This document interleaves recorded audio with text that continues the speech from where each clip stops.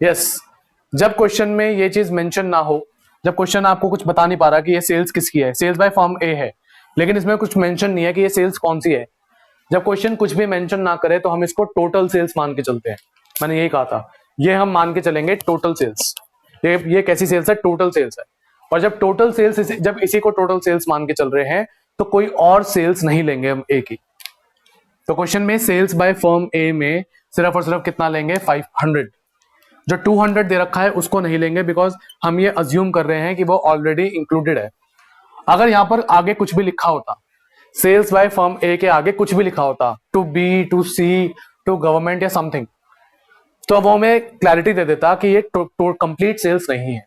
But यहां पर कुछ भी मेंशन नहीं है, तो इसलिए लैक ऑफ डेटा की वजह से इसको हम टोटल सेल्स मान के चलते हैं। तो सेल्स बाय फर्म ए तो हो गई। इसके बाद हमें क्या चाहिए? Change in stock. मैंने कहा था क्वेश्चन में या तो चेंज इन स्टॉक गिवन होगा, चेंज इन स्टॉक गिवन नहीं होगा तो क्लोजिंग ओपनिंग गिवन होगा। मैंने शॉर्ट में लिखा हुआ है स्पेसिफिकली, क्वेश्चन में फर्म ए का चेंज इन स्टॉक गिवन है।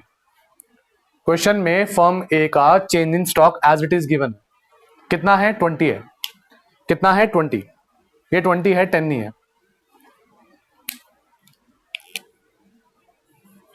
तो चेंज इन स्टॉक कितना है? ऑलरेडी गिवन है। कितना? 20 गिवन है, तो हमने उसको ले लिया। अब बात आती है इंटरमीडिएट कंजम्पशन की। इंटरमीडिएट कंजम्पशन बताओ कितना है? इंटरमीडिएट कंजम्पशन कितना है? ये लोग आप लोग डिसाइड करें। क्वेश्चन में फर्म ए का इंटरमीडिएट कंजम्पशन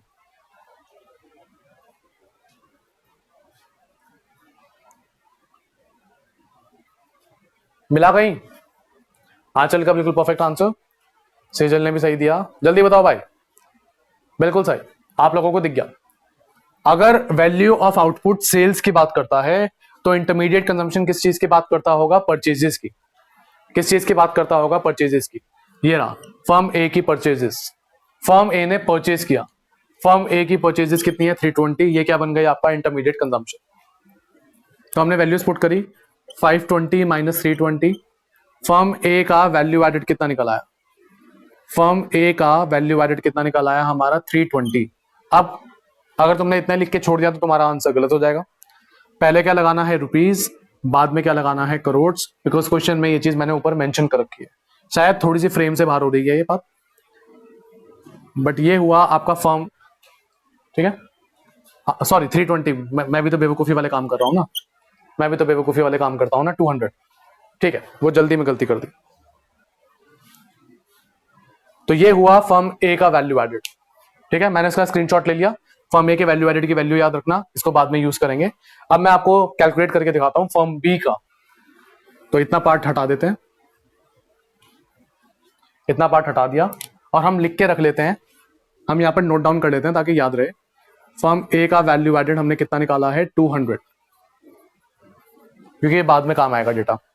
ये मैंने आपका नोट डाउन करके रख लिया, ये सॉल्यूशन का पार्ट, इसको क्वेश्चन का पार्ट मत मान लेना। अब हम वैल्यू एडेड निकालने जा रहे हैं किसका? बी का। फॉर्मूला तो सेम ही रहेगा, value of output minus intermediate consumption. अब फर्म बी की सेल्स को ढूंढना शुरू कर दो। फर्म बी की सेल्स बताओ मुझे, कंप्लीट सेल्स बताना कि आपके अकॉर्डिंग फर्म बी की कंप्लीट सेल्स की वैल्यू कितनी होगी। ढूंढो,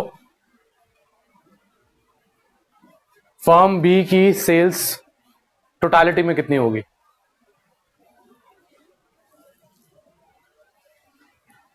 जतिन का आंसर आ गया और बिल्कुल सही आ गया।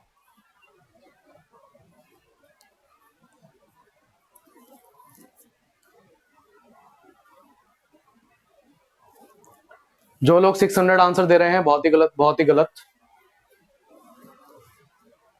किस बेसिस पे दे रहे हो मेरी भी समझ से बात। फर्म बी की सेल्स को ढूंढते हैं। सबसे ऊपर लिखा हुआ है sales by firm B to government. B ने गवर्नमेंट को बेचा, ठीक है, 100 हमने ये ले लिया, प्लस बी ने किसको बेचा? हाउस होल्ड को, ये 350 हो गया। नाउ जैसे ए की सेल्स में तो कुछ मेंशन नहीं था कि ये सेल्स किसको की गई है, तो वो हमने मान दी टोटल सेल्स। तो ए की सेल्स में तो हमने टोटल सेल्स को माना था, लेकिन यहाँ बी की सेल्स हमें पार्ट में गिवन है। बी की सेल्स हमें किसमें गिवन है? पार्ट में। और जब भी पार्ट में सेल्स गिवन हो तो जितनी भी सेल्स गिवन होंगी सारी की सारी ले लेंगे। ठीक है, तो ये भी हमने ले ली एंड ये भी हमने ले ली। अब आप में से जो महानुभाव इंसान इसको बी की सेल्स मान रहा है, लास्ट वाले टर्म को, ये बी की सेल्स नहीं है, ये सेल्स बाय ए है, ये ए की सेल्स है, बी की नहीं, जो इस 200 को भी प्लस कर रहा था। तो एक 100 हो गया, एक 350 हो गया, ये आपकी क्या बन गई, सेल्स। अब बात आती है चेंज इन स्टॉक की। चेंज इन स्टॉक का फॉर्मूला हम क्या लगाते हैं, क्लोजिंग माइनस ओपनिंग। क्वेश्चन में क्लोजिंग कितना गिवन है 40, ओपनिंग कितना गिवन है 30, तो ब्रैकेट में 40 माइनस 30, मैंने 40 माइनस 30 रख दिया, एटलीस्ट आपको दिखाना तो पड़ेगा ना। नाउ आप में से कौन मुझे फर्म बी का इंटरमीडिएट कंजम्पशन ढूंढ के बता सकता है, पूरे क्वेश्चन में फर्म बी का इंटरमीडिएट कंजम्पशन ढूंढ के बताओ।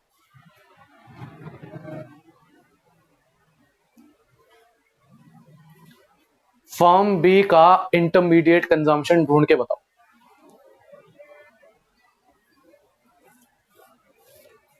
वैसे मैंने क्वेश्चन करवाते हुए हिंट दे दी, क्वेश्चन करवाते हुए हिंट दे दी है मैंने, और आप लोगों के आंसर्स आने शुरू भी हो गए।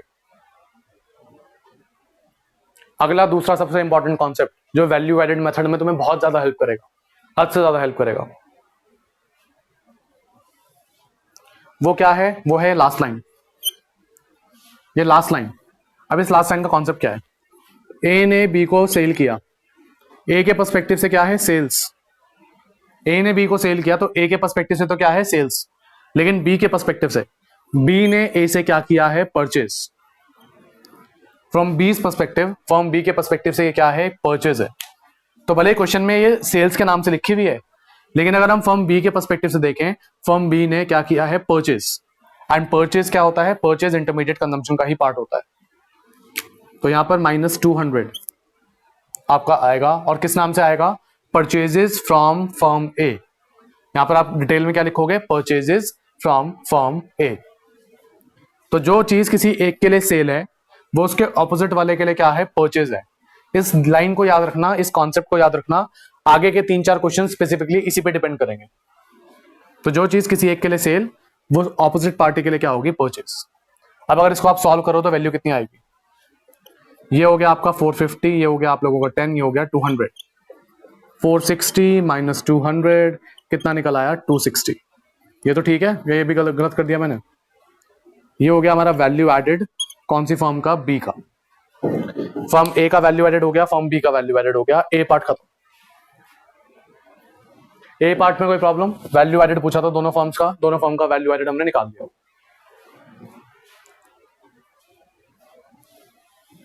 ए पार्ट में कोई प्रॉब्लम किसी की,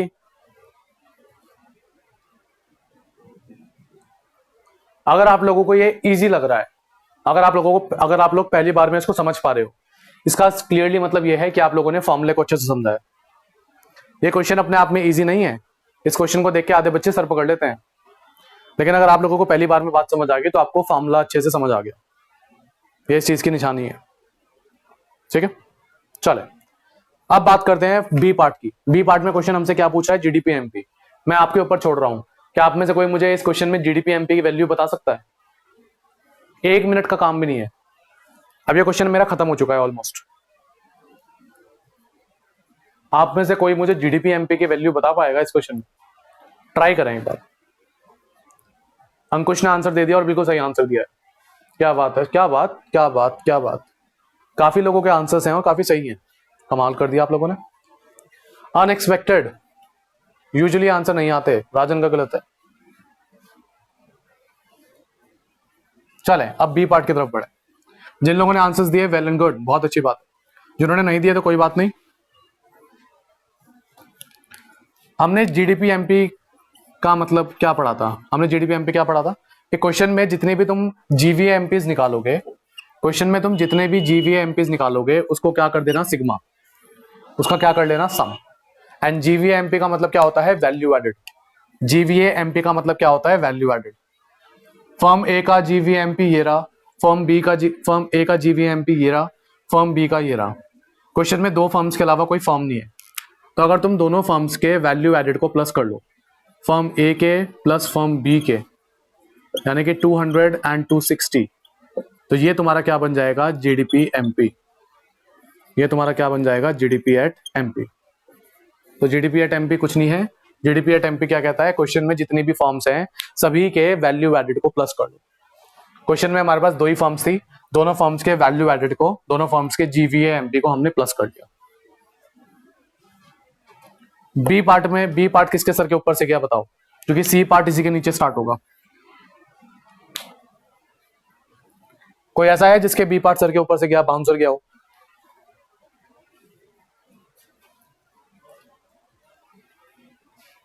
ठीक है, आई डोंट थिंक सो कोई है। मैंने आपको एक्सप्लेन कर दिया प्रॉपर्ली। तो मैंने क्या कहा, जीवीएमपी और वैल्यू एडेड एक ही मतलब होता है। जीवीएमपी और वैल्यू एडेड का मतलब एक ही होता है। हमने दो फर्म्स का वैल्यू एडेड निकाला, फर्म ए का निकाला हमने कितना 200 एंड फर्म बी का कितना निकाला 260। एंड जीडीपीएमपी कैसे निकलता है, दोनों फर्म्स के वैल्यू एडेड को प्लस करके, दोनों फर्म का वैल्यू एडेड प्लस किया, जीडीपीएमपी हमारा निकल आया। तो ये है वैल्यू एडेड मेथड का तरीका, ये है वैल्यू एडेड मेथड का तरीका जीडीपीएमपी निकालने का। क्वेश्चन में अगर एक ही फर्म होती तो एक ही फर्म का लेते हैं, लेकिन क्वेश्चन में दो फर्म से तो दोनों का ले लिया। नाउ लास्ट हमें निकालना क्या है, NDP at FC. NDP at FC हमें निकालना है, तो ये मैंने लिख लिया इक्वल के लेफ्ट साइड। हमारे पास क्या है, जीडीपी एट एमपी, ये मैंने रख लिया इक्वल के राइट साइड। कन्वर्जन मैं आपके हाथ में छोड़ रहा हूं, मुझे बताओ कन्वर्जन में कौन कौन सी वैल्यूज आएंगी,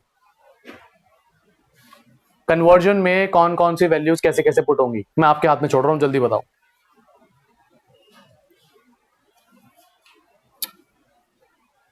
जल्दी बताओ, इतनी देर ना लगाओ। एक क्वेश्चन और है मेरा इसके बाद। एग्जैक्टली बिल्कुल सही। पहला वर्ड क्या है, ग्रॉस। यहां पे पहला वर्ड क्या है, नेट। ग्रॉस से नेट पे जाना है।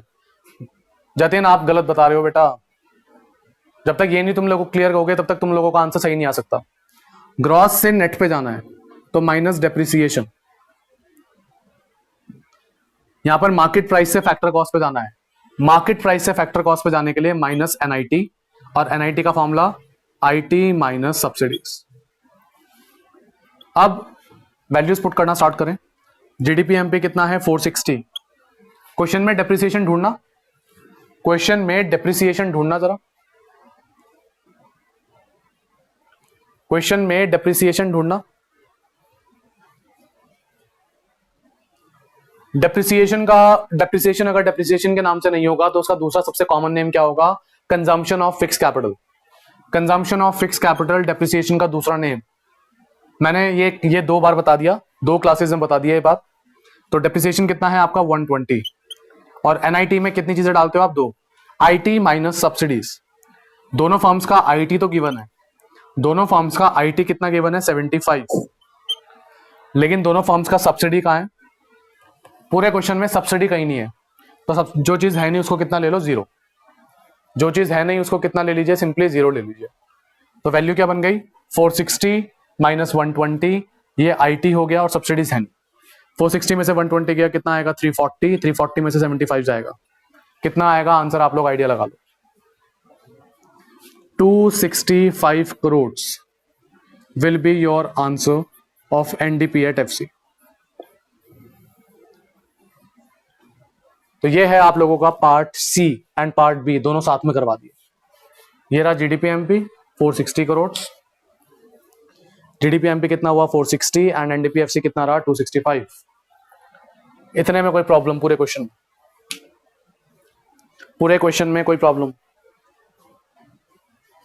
1-2 बातें और बतानी है, फिर आप लोगों को मैं होमवर्क दूंगा। 10 से 11 क्वेश्चन होमवर्क में दूंगा।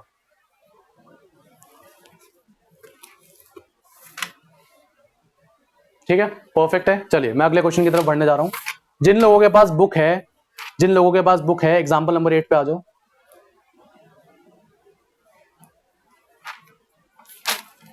थोड़ा हार्ड सा मिल जाए तो ज्यादा अच्छा है। एग्जाम्पल नंबर 8 पे आ जाइए।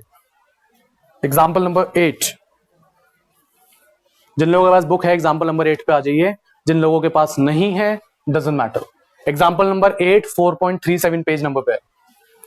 मैं क्वेश्चन भी लिख देता हूं साथ साथ, 1 मिनट लगेगा। मंडे को वैल्यू एडेड मेथड में खत्म कर दूंगा, अगर ज्यादा प्रॉब्लम्स ना हुई तो। मंडे को आपका वैल्यू एडेड मेथड खत्म। कोई भी मेथड 3 से 4 दिन से ज्यादा नहीं चलता, और वैल्यू एडेड मेथड में ज्यादा टाइम लगता है। बाकी के जो 2 मेथड्स हैं उनमें सिर्फ और सिर्फ कितने दिन का टाइम लगता है, 2 दिन का।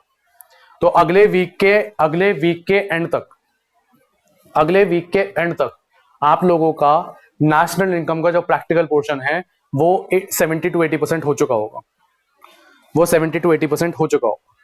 एंड मैं कोशिश में तो यही हूं कि अगले हफ्ते के एंड तक, कोशिश है कि अगले हफ्ते के एंड तक आपका नेशनल इनकम मोर और लेस में खत्म कर दूं। एग्जाम्पल नंबर 8 में कैलकुलेट क्या चीज करनी है, इंटरमीडिएट कंजम्पशन। अब थोड़ा सा डिफरेंट तरह का क्वेश्चन है। जनरली जो चीज क्वेश्चन में गिवन होती है वो तुम्हें कैलकुलेट करनी है, इंटरमीडिएट कंजम्पशन आप लोगों को निकालना है। अब क्वेश्चन में गिवन क्या क्या है? पहली चीज क्वेश्चन में गिवन है वैल्यू ऑफ आउटपुट, मैंने शॉर्ट में लिख दिया। सेकंड चीज क्या चीज गिवन है आपकी? सेकंड चीज आपको जो गिवन है वो क्या है? Net value added at factor cost, ये गिवन है। थर्ड वैल्यू क्या गिवन है आप लोगों को? जीएसटी। किसी के पास ज्यादा पुरानी बुक है तो उसमें जीएसटी की जगह आपको एक्साइज ड्यूटी लिखा हुआ होगा, अगर किसी की ज्यादा पुरानी बुक है तो एक्साइज ड्यूटी, सेल्स टैक्स वगैरह लिखा हो। फोर्थ वैल्यू क्या चीज दे रखी है आप लोगों को? सब्सिडी। एंड लास्ट चीज क्या गिवन है आप लोगों को? डेप्रिसिएशन। दैट्स इट, इसके अलावा कुछ भी गिवन नहीं है। ये है। अब वैल्यूज इनकी कितनी है? 280। Oh, this is not example 8। Example 8 नहीं है, नई बुक का है।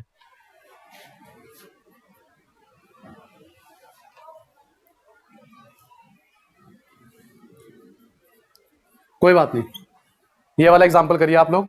सॉल्व एग्जाम्पल्स हैं, मे भी पेज नंबर्स आगे पीछे हो गए, कुछ नई बुक ने कुछ कन्वर्जन कर दिए, कुछ चेंजेस कर दिए। नई बुक मेरी अगले हफ्ते आ जाएगी, तब मैं उसमें से चेक कर लूंगा। नई बुक ऑर्डर कर रखी है मैंने, अगले हफ्ते आ जाएगी, तब मैं चेक कर लूंगा कि नई बुक में आखिर क्या चीज, नई चीजें ऐड करी है।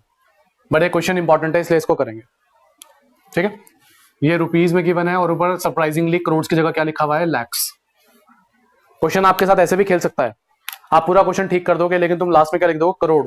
बिकॉज यूजुअली आपके मैक्सिमम क्वेश्चन में करोड़ गिवन होगा, बट इस क्वेश्चन ने करोड़ की जगह क्या दे दिया? लाख दे दिया।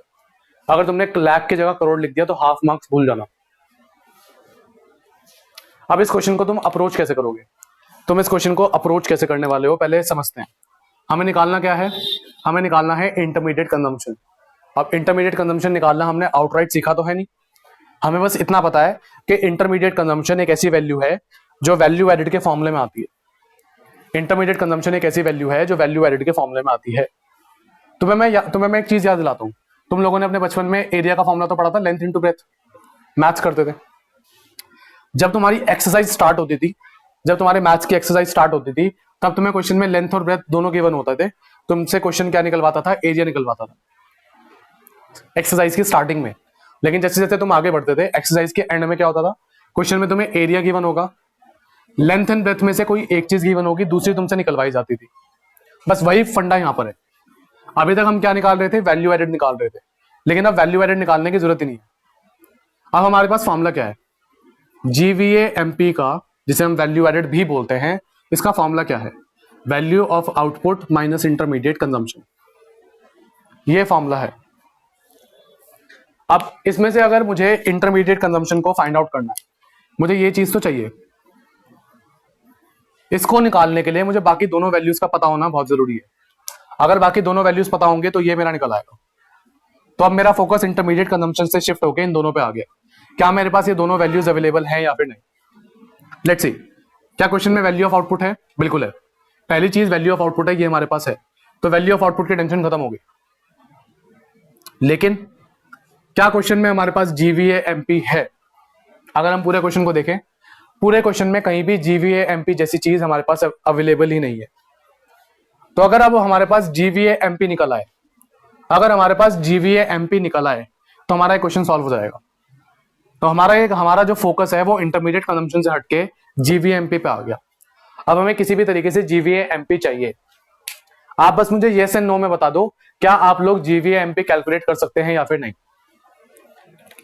क्या आप लोगों को इस क्वेश्चन में GVA-MP निकालने का तरीका दिख रहा है?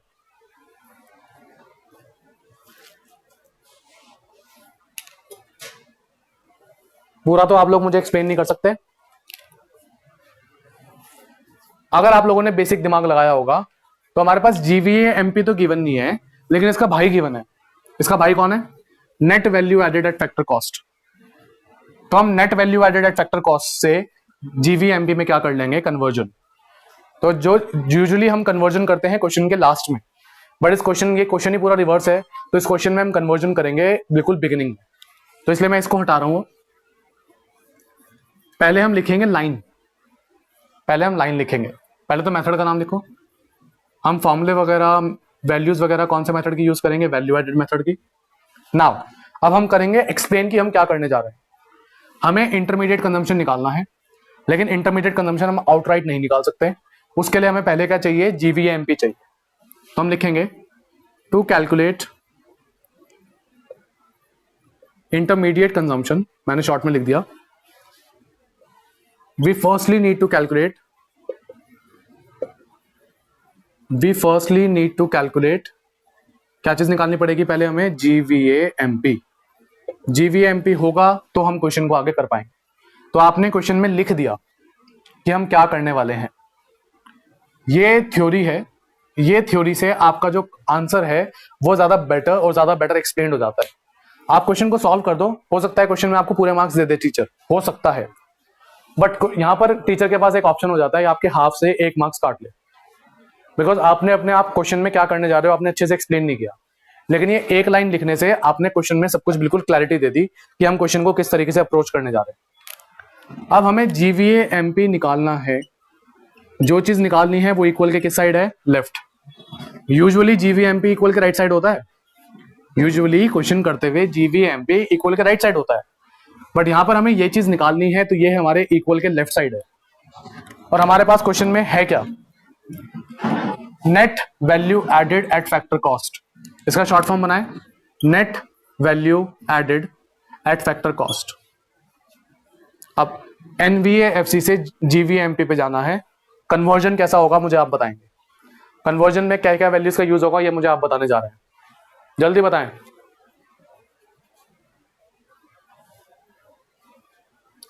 कितने क्या क्या वैल्यूज का यूज होगा, जल्दी बताओ। अभी तक सिर्फ अंकुश का आंसर दिख रहा है मुझे और बाकी सब कहां है, सो गए क्या? परफेक्ट, बिल्कुल सही आंसर्स आ रहे हैं, एग्जैक्टली। नेट से किस पे जाना है, ग्रॉस पे। नेट से किस पे जाना है, ग्रॉस पे। नेट से ग्रॉस पे जाने के लिए प्लस क्या होगा, डेप्रिसिएशन, ठीक है। एंड फैक्टर कॉस्ट से किस पे जाना है, मार्केट प्राइस पे। फैक्टर कॉस्ट से मार्केट प्राइस पे जाने के लिए एनआईटी क्या होता है, प्लस। एंड एनआईटी का फॉर्मूला आईटी माइनस सब्सिडीज, ठीक है। एनवीएफसी की वैल्यू कितनी है, 80। डेप्रिसिएशन कितना है, 20। आईटी तो गिवन नहीं है, लेकिन आईटी की जगह क्या गिवन है, जीएसटी। क्या गिवन है, जीएसटी। 15 माइनस 5, तो 80 plus 20 plus 10 and it comes out to be 110। ये हमारा कितना निकल आया, 110। 110 करोड़ या लैक्स। अब 110 करोड़ है या लैक्स है, ऑब्वियसली क्या है, लैक्स है।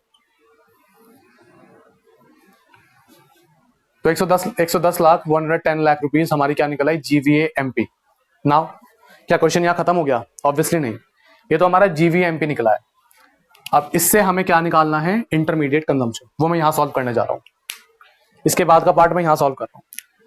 अब हम जानते हैं, now as we know that, हम बता रहे हैं कि हमें पता है। Now as we know that, GVMP का फॉर्मूला क्या है हमारे लिए, value of output minus intermediate consumption. GVMP हमने अभी निकाला 110, वैल्यू ऑफ आउटपुट कितना है, 200 माइनस इंटरमीडिएट कंजम्पशन। माइनस का इंटरमीडिएट कंजम्पशन प्लस में आ जाएगा, ये 200 यहां है, माइनस में चला जाएगा, तो इंटरमीडिएट कंजम्पशन कितना आएगा आपका, 90 लैक्स।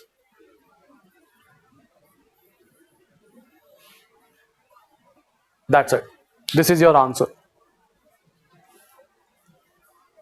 ये क्वेश्चन क्लियर हुआ आप लोगों को?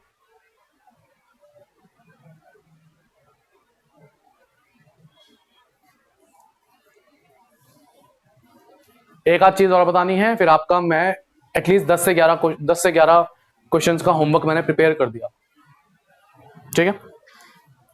तो अब आप लोगों को जिस चीज का ध्यान रखना है, यहां पर क्वेश्चन ने क्या पूछा आप लोगों से, इंटरमीडिएट कंजम्पशन, ठीक है। इसकी जगह तो क्वेश्चन तुमसे क्या पूछ सकता है, मैं क्वेश्चन का तुम्हें फॉर्मेटिंग बता देता हूं।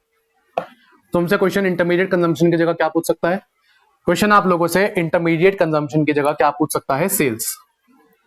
क्या क्वेश्चन कहेगा? Calculate sales.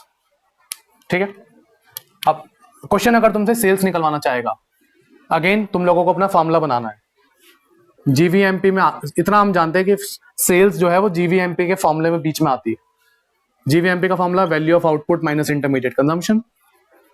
और फिर अगर इसको आगे फर्दर हम एक्सपैंड करें, sales plus change in stock minus intermediate consumption, ये फॉर्मूला है। इस फॉर्मूले में हमें निकालना क्या है? सेल्स निकालनी है। सेल्स निकालने के लिए हमें कितनी वैल्यूज चाहिए? बाकी सारी वैल्यूज चाहिए। क्वेश्चन में आपके पास चेंज इन स्टॉक होगा, क्वेश्चन में आपके पास चेंज इन स्टॉक होगा, कंफर्म बात है। क्वेश्चन में आपके पास इंटरमीडिएट कंजम्पशन होगा, बस क्वेश्चन में क्या चीज गायब होगी? जीवीएमपी। और जीवीएमपी की जगह क्या रखा होगा क्वेश्चन में? आपको कुछ और। क्वेश्चन में जीवीएमपी की जगह या तो गिवन होगा एनवीएफसी या फिर क्या गिवन होगा? एनवीएएमपी। इनमें से कोई एक चीज गिवन होगी। तो वही चीज जो हमने अभी अभी सीखी, पहले हम क्या करेंगे? जीवीएमपी में कन्वर्जन, उसके बाद फॉर्मूले को एक्सपैंड करके लिखेंगे। जो वैल्यू हमें निकालनी है उसके अलावा बाकी सारी वैल्यूज हमारे पास होंगी। तो ये है इस तरीके के क्वेश्चन को अटेम्प्ट करने का तरीका। जब भी ना समझ आए तो फॉर्मूला बना लो, जब भी ना समझ आए तो क्या बना लो? फॉर्मूला क्रिएट कर लो। जो चीज तुम्हें निकालनी है उसके अलावा वाली चीजों पे फोकस करो, क्या बाकी सारी चीजें हमारे पास क्वेश्चन में अवेलेबल है या फिर नहीं, और तुम्हारा क्वेश्चन अपने आप ऑटोमेटिकली होता चला जाएगा। ठीक है ना। नेक्स्ट चीज, क्वेश्चन में अगर डेप्रिसिएशन गिवन ना हो तो क्या हम जीरो ले लेंगे हर बार? क्वेश्चन में अगर डेप्रिसिएशन गिवन ना हो तो क्वेश्चन में एक बार इस लाइन को पढ़ लेना। ये लास्ट ईयर जब बोर्ड्स का एग्जाम हुआ था उसमें ये क्वेश्चन आया था 3 मार्क्स में, और यही लाइन आई थी, सिंगल यूज प्रोड्यूसर्स गुड।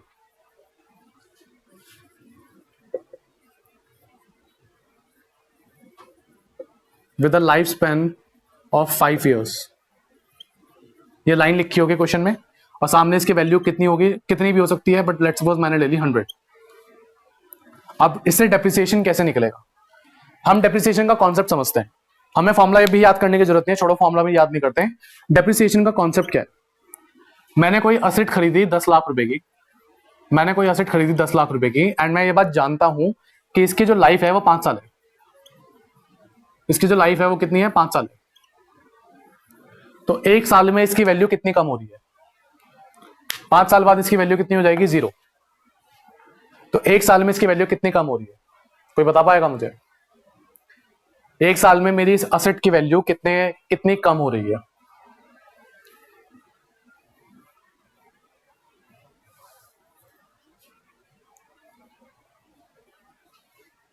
है कोई आंसर? 10 लाख रुपए की असेट 5 साल तक चलेगी, यानी कि उसका time period life span 5 years का है। तो 1 साल में वो अपनी कितनी वैल्यू को लूज कर रही है? कितनी वैल्यू डेप्रिशिएट हो रही है कि 5 साल बाद उसकी वैल्यू कितनी हो जाए? 0। If you think about it, divide करके देख लो ना। 10 लाख रुपए 5 साल, 1 साल में कितने लाख रुपए खो रही है? 2 लाख। 1 साल में कितने लाख रुपीज अपनी वैल्यू को डिक्रीज कर रही है? 2 लाख रुपीज। तो मैंने फॉर्मूला क्या बनाया?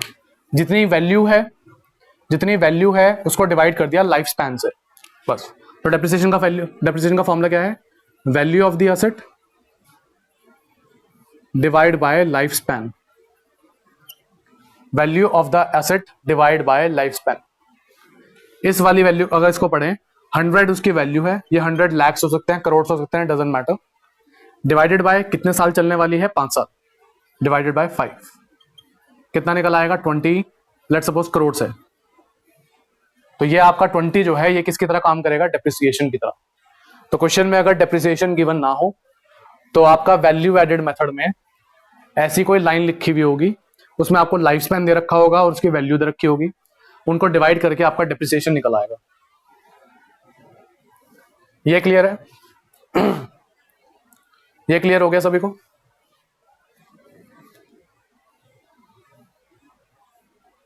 ये बहुत ही नीश चीजें बता रहा हूं मैं आप लोगों को, सारे क्वेश्चंस में नहीं आएगी, 1 या 2 क्वेश्चंस में देखने को मिलेगी, लेकिन फिर तुम्हें परसों प्रॉब्लम हो इससे बेटर है मैं आज ही बता दूं। ठीक है, परफेक्ट है। चलो बस एक चीज और, फिर आज की क्लास को खत्म करते हैं। एक चीज और देखते हैं, फिर आज की क्लास को हम समाप्ति देंगे। प्रॉब्लम्स का बेचारे का समय ही नहीं आ रहा, प्रॉब्लम्स के, चलो परसों की क्लास प्रॉब्लम के लिए। एक चीज और क्वेश्चन में गिवन हो सकती है, units of output sold in units, ये लिखा होगा क्वेश्चन में। और दूसरी चीज क्या लिखी होगी, price per unit of output, और इसके आगे सिंबल किसका बना होगा, रुपीस का। मैं तुम्हें बता रहा हूं ताकि तुम घर जाके अपने घर में जब होमवर्क करो तो प्रॉब्लम्स ना हो, सारी चीजें पहले ही बता रहा हूं। लेट सपोज ये तुम्हें कितनी दे रखी है 1000, और ये तुम्हें कितनी दे रखी है 100, 30 सॉरी। अब क्वेश्चन में तुम वैल्यू एडिड निकालने जा रहे हो। जब भी क्वेश्चन में ऐसी कोई चीज गिवन होगी तो क्वेश्चन में सेल्स गायब होगी। क्वेश्चन में क्या चीज गायब होगी, सेल्स। तो वैल्यू एडेड का फॉर्मूला तुम क्या लगाओगे, value of output minus intermediate consumption, sales plus change in stock minus intermediate consumption. Now sales का फॉर्मूला हमने क्या पढ़ा था, पी इंटू क्यू। सेल्स का फॉर्मूला हमने क्या पढ़ा था, पी इंटू क्यू। ये आप लोगों का पी है और ये आप लोगों की यूनिट्स, यानी कि ये आप लोगों को क्या है, क्यू। इस क्वेश्चन में आपको सेल्स की जगह आपको प्राइस एंड क्वांटिटी दे रखी है, तो यहाँ पर आपको प्राइस एंड क्वांटिटी को मल्टीप्लाई करके सेल्स को बनाना पड़ेगा। तो ये पी इंटू क्यू वाला फॉर्मूला भी किसी एक या दो क्वेश्चन में आपको यूज होता हुआ दिखेगा, ठीक है। ये पी है, ये क्यू है। इतनी बात मेरे ख्याल से क्लियर है। इसी के साथ मेरे ख्याल से आज के लिए मैंने आप लोगों को काफी बता दिया। क्वेश्चन भले ही हमने 2 करे, लेकिन इन 2 क्वेश्चन में एटलीस्ट हमने 10 क्वेश्चन का कॉन्सेप्ट कवर कर लिया, ठीक है। आपके ये इन सभी का सॉल्यूशन, इन सभी के स्क्रीनशॉट्स, इसका लेक्चर का रिकॉर्डेड वर्जन एंड आपका होमवर्क, सब कुछ आपको मैं आधे घंटे के अंदर अंदर सेंड करता हूँ। सब कुछ मैं with in half an hour send करूंगा। यूजुअली मैं एक दो दिन से रात को रिकॉर्डेड लेक्चर सेंड कर रहा हूँ, कुछ काम में बिजी हो जाता हूँ, बट आज आप लोगों को सब कुछ मैं अभी सेंड कर। नाउ कल मैंने आप संडे की क्लास के लिए मैंने कहा था, बट जितना मैंने करवा दिया, संडे की क्लास की रिक्वायरमेंट नहीं है, तो कल कोई क्लास नहीं है। अब आप लोगों की क्लास होगी मंडे को, लेकिन आप लोगों को मैं होमवर्क दे रहा हूँ करने के लिए। वो होमवर्क आप लोगों को बिजी रखेगा और मेरी याद दिलाता रहेगा, तो डोंट वरी।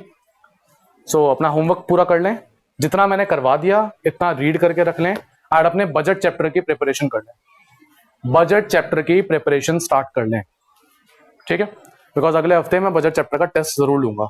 तो बजट चैप्टर की प्रिपरेशन कर लें, okay. So that's it for today's lecture. अब अपना संडे एंजॉय करें, एंड अब हम आप लोगों से मिलेंगे मंडे को। Thank you so much.